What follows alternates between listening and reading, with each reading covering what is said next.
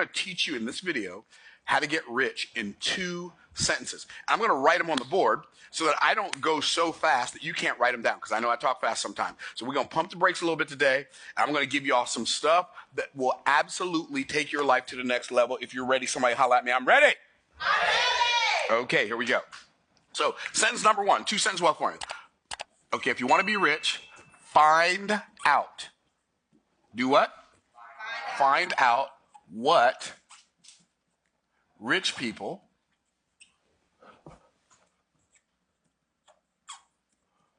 do financially,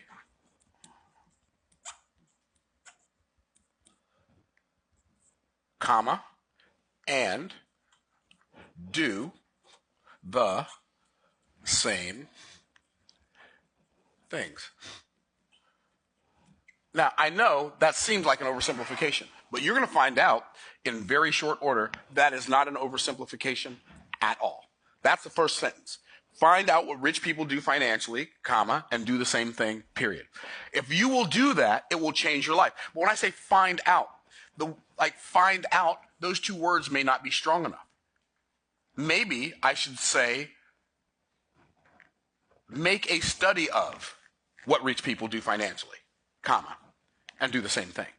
Perhaps I should say, obsess over what rich people do financially and do the same things. Perhaps I should say, never stop looking for what rich people do financially and do the same things.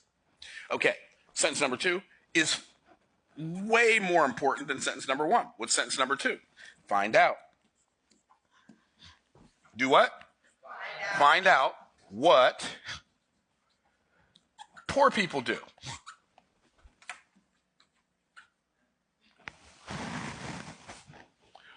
What poor people do financially,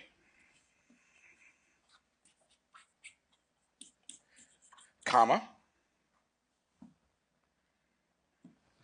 and whatever else you do,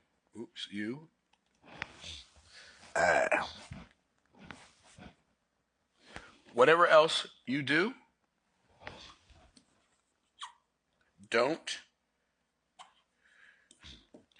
do that. If you will obsess over these 2 sentences, it is virtually impossible for you not to create wealth. I mean, but you can't just read them and then you're going to be rich. This is not Read and Grow Rich. You can't just think them. You have to actually do it. You have to actually turn this into a study. Okay, so I mean, find out where rich people go to buy their groceries and buy your groceries there. Find out where poor people go. Don't go to those places. I know it sounds ridiculous. I get it. But if creating wealth made sense to you, you'd already be doing it. Find out the kind of thoughts they think. Whatever you do, don't think those thoughts. Find out what restaurants they eat at. Find out what restaurants poor people eat at. Don't eat at those restaurants. Find out what restaurants rich people eat at. Eat at those restaurants sometimes. Find out where poor people go on vacation. Avoid those spots. Find out where rich people go on vacation. You say, Myron, that sounds so cynical. Okay, that's one thing it sounds, but I'm going to tell you something. This is what I did, and I just decided. Poor people do it. I'm not doing it. That's why when I was poor, I didn't have a television. Right? Because when you're poor and you have a television, you got a bunch of rich people who make money telling you your vision. Or better, worse yet, they're telling you their vision. And their vision has nothing to do with making your life better. And so my youngest daughter, she was 16 when we got a television with cable TV in our house. Why? Because I'm not going to be broke as a joke and ready to choke, watching other people live their dreams while I'm living a nightmare. It didn't make sense to me. And so there are 3 particular areas in which if you will obsess over these 2 sentences, find out what rich people do financially and do the same things, period. Find out what poor people do financially, and whatever else you do, don't do that. If you will obsess over these 2 sentences in 3 areas of your life, it is virtually impossible for you not to get rich. So this is the 2-sentence wealth formula. These are the 3 arenas in which to apply them. Number 1, you have to apply this. You know what? I'm going to use a different color.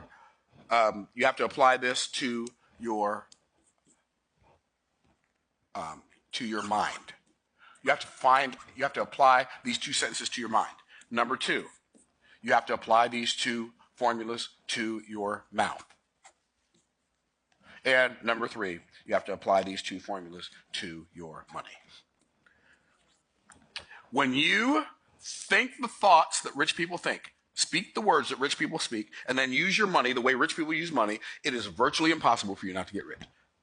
Like, I don't even see how it's even virtually possible for you to stay poor. I don't even see how it's even likely, a possibility that you could stay poor. I know for a fact, like a lot of stuff people believe. So let's start with that. So in the mind, what do we got? I mean, we could literally stay on that one all day. So we're going to start off with your mind. What are we going to do? We're going to figure out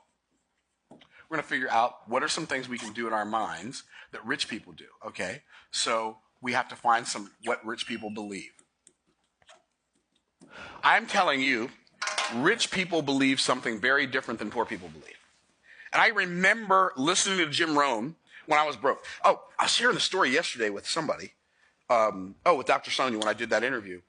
I remember that when I first got started in entrepreneurship, I used to rebuild cars, like engines, transmissions, body work, and I'd buy a car for $100 and I'd fix it up and sell it for $700, or I'd buy a car for $500 and fix it up and sell it for $1,300, and I might have to put a transmission, or I might have to put an engine, I might have to put a fender on it, I might have to do some body work, might have to put a paint job on it, and I did all of that in my garage at my house, and so I'm pretty mechanically inclined.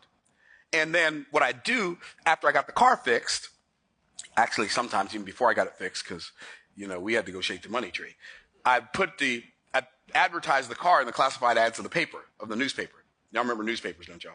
Okay, so they had these things called classified ads, and you could advertise stuff you had for sale in the newspaper. And so I'd run the ad, and then somebody would call, and then they'd come by, and I'd show them the car, and then they'd buy it, and they'd pay me the money, and I'd sign the title over to them.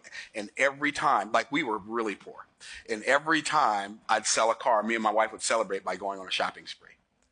And we didn't go to Macy's, and we didn't go to Sears, and we didn't go to JCPenney. We definitely didn't go to Neiman Marcus. We didn't even go to Kmart or Walmart. We went to AmVets, Salvation Army, or Goodwill. I remember those days like they were yesterday.